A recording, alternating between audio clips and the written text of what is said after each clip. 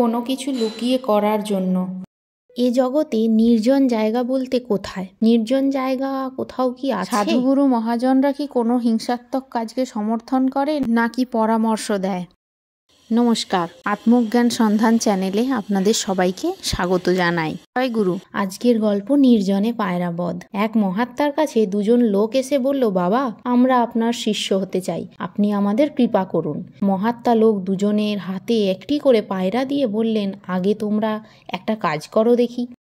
যেখানে কেউ দেখতে পাবে না এমন কোনো নির্জন জায়গায় গিয়ে যে যার পায়রা মেরে আমার কাছে নিয়ে এসো, তারপর তোমাদের দীক্ষার কথা ভাবা যাবে।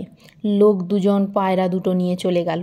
একজন পায়রা নিয়ে নিজের বাড়িতে গেল, তারপর ঘরের দরজা জানলা ভালো করে বন্ধ করে পায়রাকে মেরে মহাত্মার কাছে নিয়ে এসে বলল, বাবা, যেখানে কেউ ছিল না এমন এক নির্জন জায়গায় আমি পায়রাটাকে মেরেছি, মারবার সময় কেউ দেখতে পায়নি। লোকটার কথা শুনে মহাত্মা বললেন, সে কি কথা? নির্জন জায়গা তুমি কোথায় পেলে? কেউ দেখতে পায়নি বলছো কেন? সেখানে তুমি ছিলে না, তুমি দেখোনি? তুমি কি তবে মানুষ নও? দেখো, আমার কাছে তোমার দীক্ষা হবে না, এখনো তুমি আমার শিষ্য হওয়ার উপযুক্ত হওনি। এই বলে মহাত্মা তাকে বিদায় দিলেন। কিছুক্ষণ পর দ্বিতীয় লোকটি জ্যান্ত পায়রা নিয়ে মহাত্মার কাছে এসে বললেন, বাবা, পায়রা মারবার জন্য কোনো নির্জন জায়গা আমি খুঁজে পেলাম না। অন্য কোনো লোক না থাকলেও আমি তো সেখানে ছিলাম। আর ভগবান তো সব জায়গায় বিরাজমান, ভগবানও তো সব জায়গায় আছেন। পায়রা মারবার সময় কেউ আমাকে দেখতে পাক আর নাই পাক, আমি তো দেখতে পেয়েছি। তাই ভাবলাম আমিও তো একটা মানুষ, আর আমার সামনে যদি পায়রাটাকে মারি তাহলে তো আপনার আদেশ অমান্য করা হবে। এ কথা মনে হতেই পায়রা ফেরত নিয়ে এলাম আমি।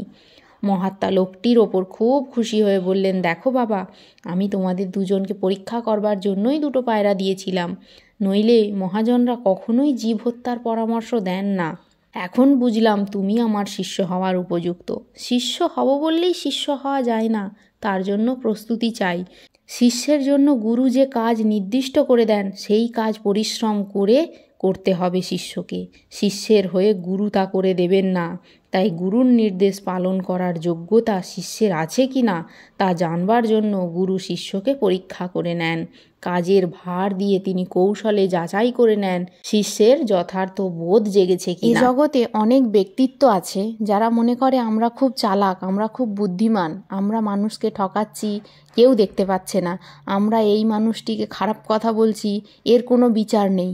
না, সবেরই বিচার আছে। জগৎ সংসারে আমরা যেমন যেমন কর্ম করব, শুভ কর্ম করলে শুভ ফল পাবো, অসৎ কর্ম করলে অসৎ ফল পাবো। সব রকম কর্মেরই ফল পাওয়া যায়, আমাদের সেই কর্মফলই ভোগ করতে হয়। সেই হিসেবেই আমাদের ভাগ্য নির্ধারিত থাকে। কর্মফল দাতা আমাদের কর্মের ফল ঠিকই দিয়ে দেন। অন্তর্যামী ভগবান, এই প্রকৃতি মা সব জায়গায় বিদ্যমান। এই প্রকৃতির কোনো জীবের ক্ষতি ভগবান সহ্য করেন না। সাধুগুরু মহাজনরা সমস্ত জিনিস ত্যাগ করে, হিংসা ত্যাগ করেই ওই জায়গায় গিয়ে পৌঁছেছেন।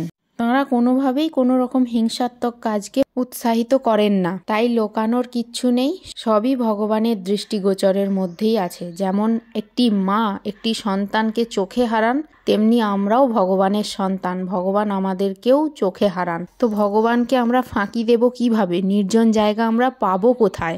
তাই সৎ থাকো, সৎ কর্ম করো, সৎ মনোভাব নিয়ে সৎ চিন্তাধারায় বড় হও, তাহলেই আমরা স্বর্গসুখ লাভ করতে পারবো। ধন্যবাদ।